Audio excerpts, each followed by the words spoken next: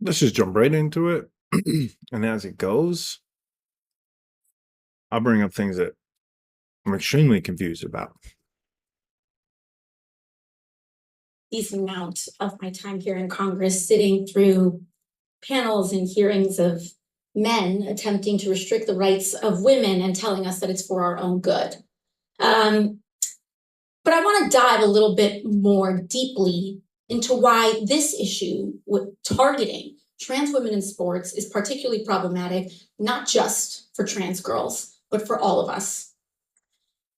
We're here today because there's a proposal here, and there's several proposals here to further marginalize trans women in sports. And I think about this all the time because trans people in the United States doesn't even exceed 1% of our population. And yet there is so many resources and energy and time dedicated to figuring out how we can more finely exclude them from our sports. Pause. When you are born a man and you identify as a female and you play in sports, whether you're elementary all the way up to the Olympics, that's an unfair advantage.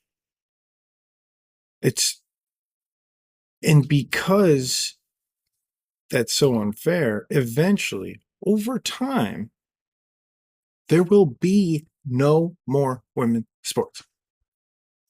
And that's the truth, because at the end of the day, if sports is about competition,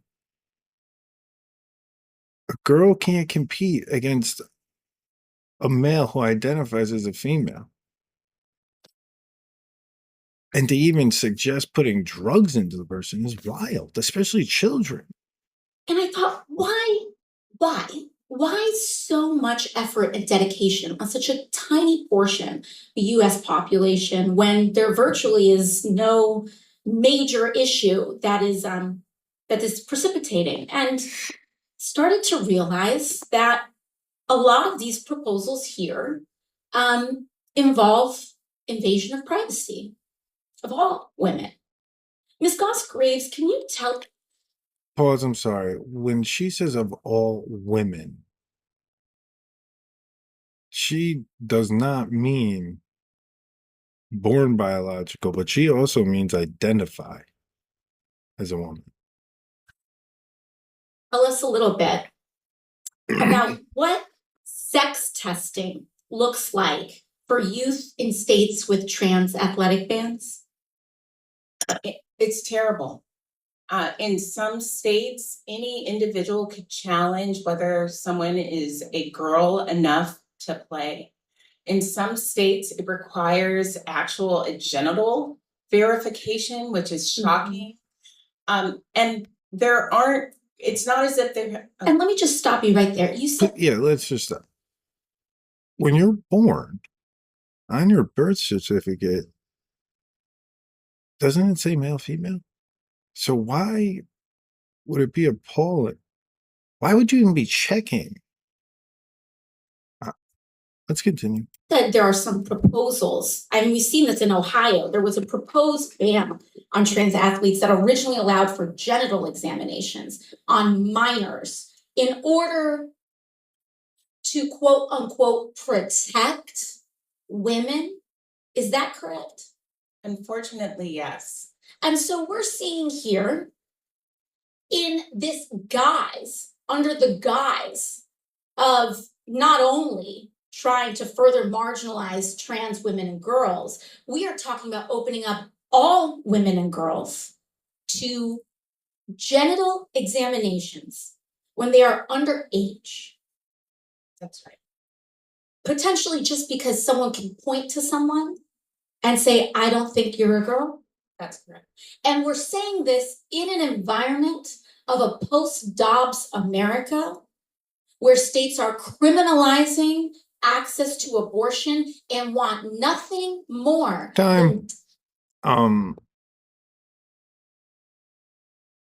The House Oversight Committee holds hearing about female athletics in Title IX.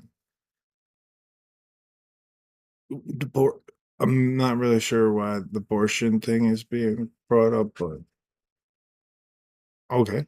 Data on women to figure out who's getting a menstrual cycle, who doesn't have one. And we're supposed to believe that this is going to make us better and safer? I think not. And per usual, I don't believe we're sitting here in a panel of men that has actually thought about the biology and privacy consequences of all women, trans or cisgender here. Hold on, time. Okay. As a man and being around female my entire life, females, it's real hard to be a female. Biologically, it's just hard. Different chemicals, you know what happens when you get you know what I mean?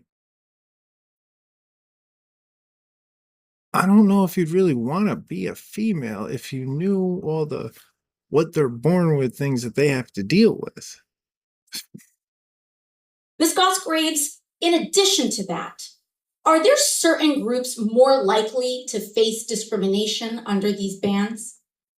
When it comes to, and what you were speaking to, particularly when it comes to Black women and girls? Yeah, we have seen that there are examples of Black women who are even professional athletes whose bodies have been more examined and demonized. We've seen that with my fan favorite, Serena Williams, whose body is often talked about.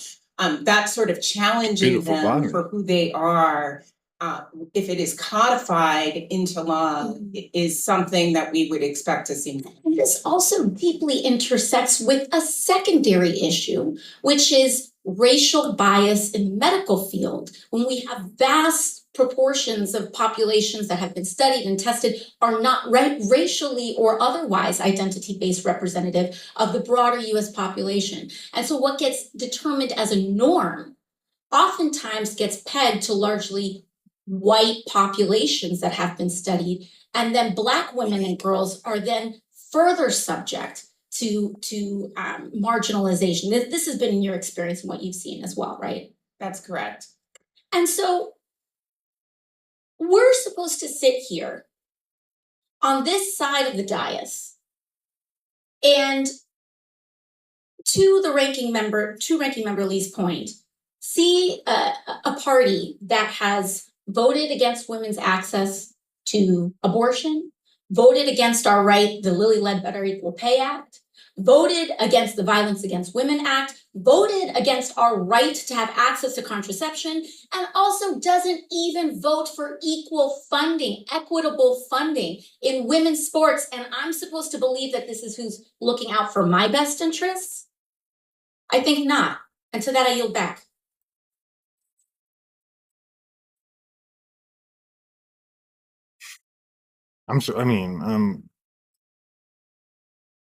We voted for Title IX was 37 words. Was it perfect? No.